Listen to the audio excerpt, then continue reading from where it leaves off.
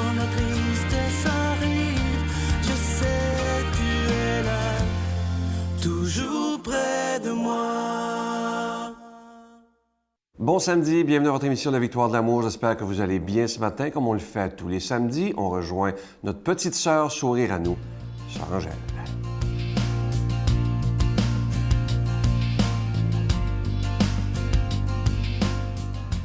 Alors, bonjour. Aujourd'hui, je voulais vraiment vous parler de quelqu'un qui m'est très cher, quelqu'un qui m'a vraiment appelé à ma vocation et à la réalisation de qui je suis. C'est Marie-Jarelle Lajoie, une femme québécoise, montréalaise, et puis j'ai vu son travail, son approche après les gens, sans différence, sans nationalité et sans couleur. C'était une femme qui était près des plus pauvres et des plus riches. Elle avait la chance de pouvoir comprendre de toutes les situations. Et aujourd'hui, après, elle a fondé les Sœurs Notre-Dame du Bon Conseil. Elle est née en 1890 et elle est décédée en 1971. Née à Montréal, elle fonde l'Institut Notre-Dame du Bon Conseil de Montréal, dans lequel j'ai fait partie depuis 62 ans. Pionnière du service social dans le milieu francophone au Québec, première bachelière canadienne, française, militante dans la cause de l'éducation des femmes, sa pensée et son action demeurent très actuelles. La charité nous fait prendre conscience des besoins de notre prochain, nous le fait aimer et nous le rend ingénieuse pour lui procurer tout le bien matériel, intellectuel et moraux dont il peut jouir. Notre but est de rapprocher les personnes et les groupes afin qu'ils se connaissent mieux, qu'ils s'aiment davantage et qu'ils s'unissent pour atteindre la paix. Elle avait le souci de la paix, d'aider les gens et les mettre vraiment en lien avec tous et chacun. Et elle me disait, le costume de religieuse, c'est pas ça que c'est important. C'est d'être des femmes engagées, répondre aux besoins du temps. Et j'ai assisté à ces conférences. Je ne comprenais pas toutes parce que je ne comprenais pas assez le français, mais elle avait ce don de me faire saisir sa spiritualité de Saint Ignace de Loyola. Et cette année, c'est le 95e anniversaire d'existence de la Fondation des Sœurs du Bon Conseil. Et comme j'ai dit, elle nous chantillait une petite chanson. Dans la bonne terre, j'ai semé le grain. Le bon Dieu, j'espère, il arrosera bien. Le blé que je sème, il arrosera. Le bon Dieu nous aime, la moisson viendra. Notre Père qui es aux cieux, que ton nom soit sanctifié, que ton règne vienne, que ta volonté soit faite sur la terre comme au ciel. Donne-nous aujourd'hui notre pain de ce jour. Pardonne-nous nos offenses comme nous pardonnons à ceux qui nous ont offensés. Ne nous laisse pas entrer en tentation, mais délivre-nous du mal, car c'est à toi qu'appartient le règne, la puissance et la gloire pour les siècles des siècles. Amen. Giorgia Fumenti présente son 10e album Amour, incluant 12 grandes chansons, dont Alléluia.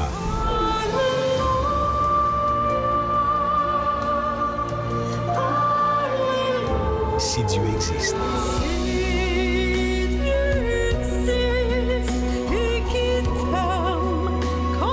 Une chance qu'on sent. L'album Amour de Giorgia Fumenti, en vente partout. Si vous saviez comme je suis heureux de vous présenter ce magnifique cadeau du mois qui a été fabriqué expressément pour la Victoire de l'amour, vous ne le trouverez nulle part ailleurs. Il s'agit du pendentif de la prière. Il est plaqué d'or véritable et ce bijou, il est déjà béni. Je vous rappelle, et c'est très important que vous écoutiez bien ceci, c'est en quantité très limitée. Alors, si vous voulez en avoir un, il est très important de le commander très rapidement.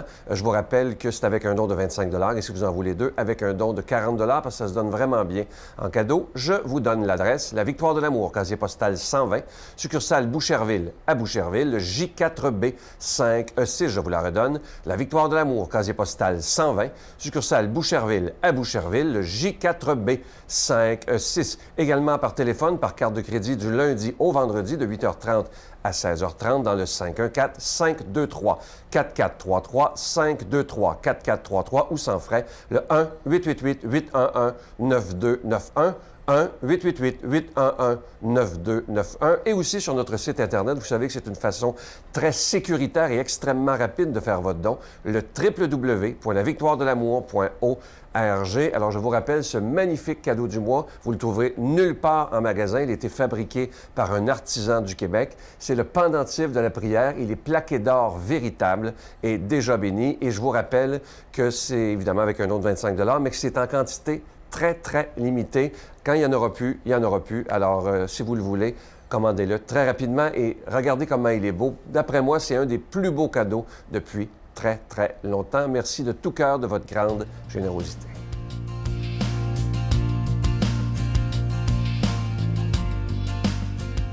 Mon Dieu, donnez-moi la sérénité d'accepter les choses que je ne peux changer, le courage de changer les choses que je peux et la sagesse d'en connaître la différence. Amen.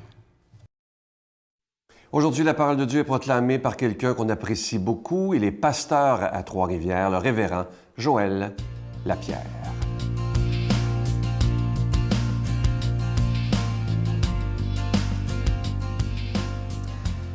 Peut-être comme moi, vous avez récemment vu aux nouvelles la disparition d'un petit garçon. Et on ne peut qu'imaginer dans des situations comme ça l'angoisse que peuvent vivre des parents, la terreur, l'inquiétude profonde qui se vit dans un moment tel. Et chose intéressante, les Écritures nous racontent l'histoire d'un père et d'une mère qui ont vécu ça pendant 3 jours également et qui peuvent bien comprendre ceux et celles qui vivent une telle chose pour lequel on doit user de beaucoup de compassion et de prière. Et je vous lis ce texte que seulement l'Évangile selon Luc garde sur la vie d'adolescence de Jésus, cette seule histoire. Écoutez bien. Ses parents allaient chaque année à Jérusalem pour la fête de la Pâque. Quand il eut 12 ans, comme il y était monté suivant la coutume de la fête, et à la fin des jours de fête, il s'en retournait, le jeune Jésus resta à Jérusalem sans que ses parents s'en aperçoivent. Le jeune Jésus.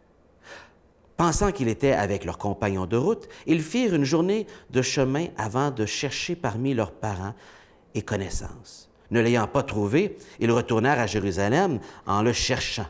Et remarquez bien le mot « cherchant » qui revient continuellement. Des parents qui cherchent, qui cherchent. Et au bout de 3 jours, imaginez 3 jours, ça doit être tellement pénible, qu'ils retrouvèrent dans le temple, assis au milieu des maîtres. Eux cherchent et Jésus, lui, est assis.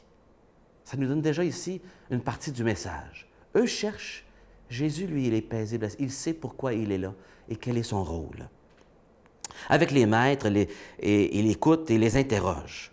Tous ceux qui l'entendaient s'extasiaient. Ils étaient surpris sur l'intelligence de ses réponses. Et en voyant, ils furent frappés d'étonnement et sa mère lui dit, « Mon enfant, pourquoi as-tu agi de la sorte avec nous?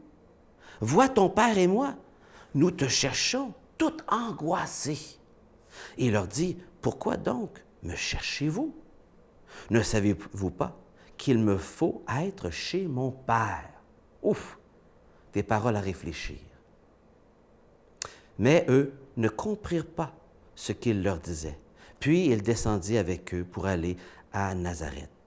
Il leur était soumis et sa mère retenait tous ces événements dans son cœur.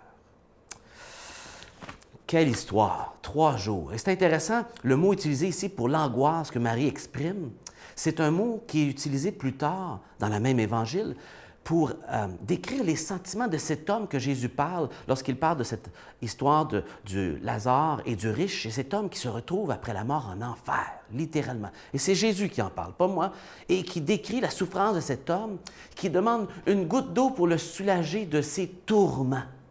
Le mot « tourment » est le même utilisé ici. Elle parle de ses tourments. ces tourments comme s'il était en enfer. Et au Québec, on dit « Ah, c'était l'enfer, c'est l'enfer ». On utilise ça couramment, n'est-ce pas? Bien ici, on pourrait l'utiliser de manière assez légitime, même si on comprend que ce n'est pas exactement pareil. C'est le langage utilisé par Luc pour décrire cette émotion forte que vivait cette mère. Et en même temps, lorsqu'ils arrivent devant Jésus, que les gens voient Jésus, la réaction, c'est la stupéfaction. Stupéfaction de son intelligence. Le mot stupéfaction est utilisé plus loin pour parler de la réaction des gens lorsqu'ils voient les résurrections que Jésus fait. Stupéfaction de son enseignement également. Et cette stupéfaction, lorsqu'on la voit plus tard, c'est toujours devant l'émerveillement de l'autorité que Jésus a lorsqu'il parle, et déjà à 12 ans. Il parle avec autorité. Il ne cite pas les autres Jésus. Il parle d'une manière différente qui inspire le lecteur de Luc par cette réaction-là. Luc est en train de dire, cet homme est stupéfiant. Croyez-le. Faites-lui confiance. C'est ce que Luc est en train de dire lorsqu'il donne cette réaction. Mais quel contraste lorsqu'on voit que les parents cherchent et que Jésus, lui, sait. Il est assis. Il sait pourquoi il est là. Il connaît sa mission. Sa réponse fait évidemment réagir d'incompréhension ses parents. Normal. Nous avons là Jésus l'enfant, qui vient de prendre conscience de sa mission, de sa priorité dans la vie, et qui, au lieu de faire comme tous les autres enfants de son âge, décide de ne plus gaspiller son temps alors qu'il devait s'occuper des affaires du roi de l'univers, du Créateur, notre Papa céleste. C'est effectivement souvent la réaction de quelqu'un qui prend conscience, même dans sa vie adulte, de tout ce que Jésus a fait pour nous et qui, dans sa réflexion, fait un volte-face dans les priorités de sa vie et exprime sa repentance envers Dieu. Et tout à coup, ses priorités changent. Jésus a compris que sa raison d'être n'était pas d'être comme tous les autres enfants, mais de s'occuper des choses de Dieu. Et que tous sommes invités également à cette priorisation des choses de Dieu, de notre Créateur. Mais il y a un mot qui me frappe plus que tous les autres. C'est qu'on dit que Jésus était soumis à ses parents. Ça m'a frappé. C'était la première fois que ça me frappait ainsi. Le dernier sur terre qu'on serait attendu, qui nécessitait d'être soumis à ses parents, c'est bien Jésus, le Fils de Dieu, qui s'humilie dans un corps humain. Et pourtant, comme fils, il fut soumis à ses parents. Ça m'inspire. C'était la clé pour réussir sa mission. Sa soumission à ses parents, sa soumission également à son Papa céleste et à la mission qu'il lui donne. Si Jésus était soumis, donc ce n'est pas quelque chose d'humiliant, c'est quelque chose de volontaire. Ça ne nous rend pas inférieurs, se soumettre les uns aux autres comme la Bible nous parle. Et ça lui a permis d'aller jusqu'au bout de sa mission. Inspirant. Que le Seigneur nous donne cette même humilité, d'être soumis les uns aux autres, d'être soumis à notre Papa céleste pour le servir, lui, notre Maître. Que le Seigneur vous accompagne. Je vous salue Marie, pleine de grâce. Le Seigneur est avec vous. Vous êtes bénie entre toutes les femmes, et Jésus, le fruit de vos entrailles, est béni. Sainte Marie, Mère de Dieu, priez pour nous pauvres pécheurs, maintenant et à l'heure de notre mort. Amen.